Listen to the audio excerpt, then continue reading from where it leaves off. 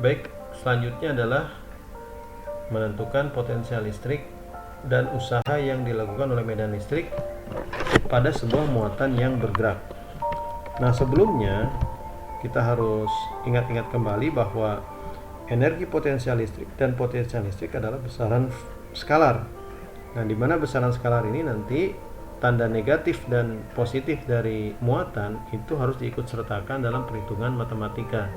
Nah, berbeda dengan gaya Coulomb dan medan listrik, itu tanda positif dan negatifnya itu adalah untuk menentukan arah gaya dan arah medan, tapi tidak disertakan dalam perhitungan matematika. Sebagai contoh, ada dua muatan positif dan ada dua muatan, yang satu positif dan satu negatif. Muatan yang pertama nilainya positif 2,4 nanocoulomb. Nano itu adalah 10 pangkat min 9 ya.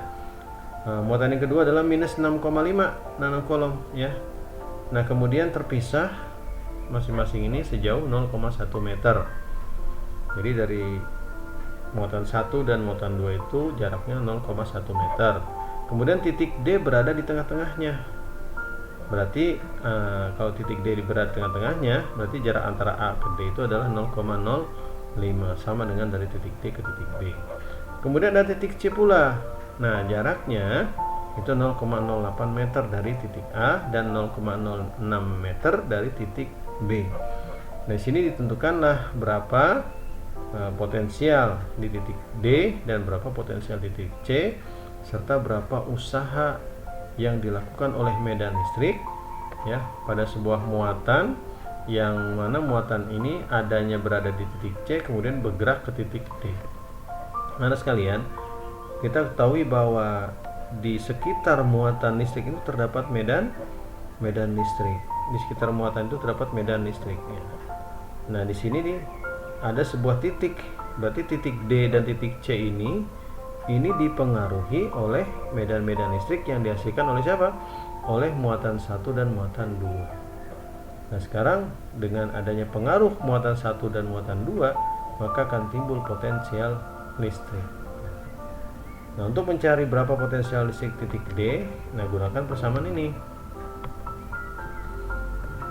Ya, V sama dengan K adalah konstanta hukum Coulomb dikalikan dengan penjumlahan masing-masing muatan dibagi dengan jarak muatan tersebut ke titik yang diperhitungkan potensialnya.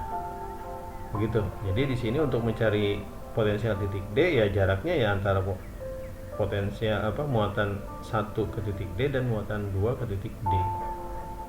Ini jangan lupa nanti tanda negatif daripada muatan negatif harus diikut sertakan. Jadi di sini kita bisa lihat K-nya adalah 9 kali 10 4 9, R-nya adalah 5 kali 10 4 min 2 ya. Dari jarak ya antara muatan 1 dan titik D, juga muatan 2 ke titik D sama 5 kali 10 min 2. 2,4 adalah besarnya muatan 1 nanocoulomb.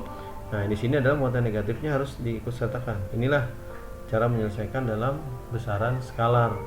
Jadi tanda negatif harus diikut sertakan. Kita hitung semuanya, pangkat yang sama dikeluarkan, penyebutnya disamakan, dihasilkanlah, ini dihilangkan 10/9 dengan 10/9, kemudian 10/2 nya naik ke atas jadi 10/2. Hasilnya adalah minus 738 volt, yaitu potensial listrik di titik D. Begitu pula untuk mencari potensial listrik di titik C dengan cara yang sama, yaitu jaraknya saja yang berbeda. Berarti jaraknya itu adalah 0,08 dan 0,06 seperti ini ya. Nah, ini sama ya, jumlahkan ya, masing-masing muatan dibagi jarak. Nah, kemudian di sini perbedaannya adalah di 8 ya dan 6, karena ini adalah muatan C.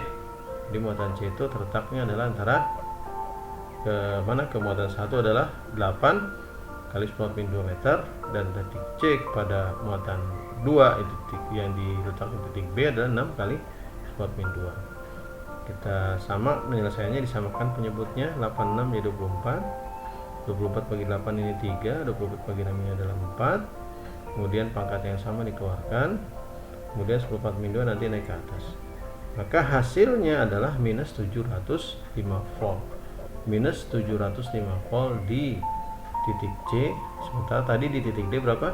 Minus 783 ya, minus 783, minus 738 ya, minus 738. Oke, selanjutnya adalah bagaimana usaha yang dilakukan oleh medan listrik ya.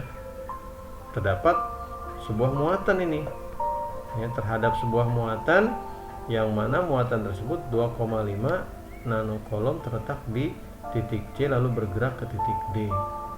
Nah, di sini berarti untuk mencari berapa besar usaha yang dilakukan adalah dikalikan saja besarnya muatan ini yang 2,5 kali 10 pangkat min 9 coulomb dikalikan dengan beda potensial yang tadi kita sudah hitung antara titik C dan titik D. Jadi potensial di titik D minus 705 dikurangi potensial di titik C sini ya adalah minus 738. Minus kali minus plus maka menghasilkan angka 33 ya. Jadi 33 dikali 2,5 82,5 kali 10 pangkat min 9, atau lebih bagusnya lagi ya tulisannya adalah 8,25 kali 10 pangkat min 8 Joule. Itulah usaha oleh medan listrik ya, yang mana usaha ini ya diperuntukkan untuk muatan Q 2,5 nanocoulomb saat dia berpindah menuju dari titik C menuju titik D.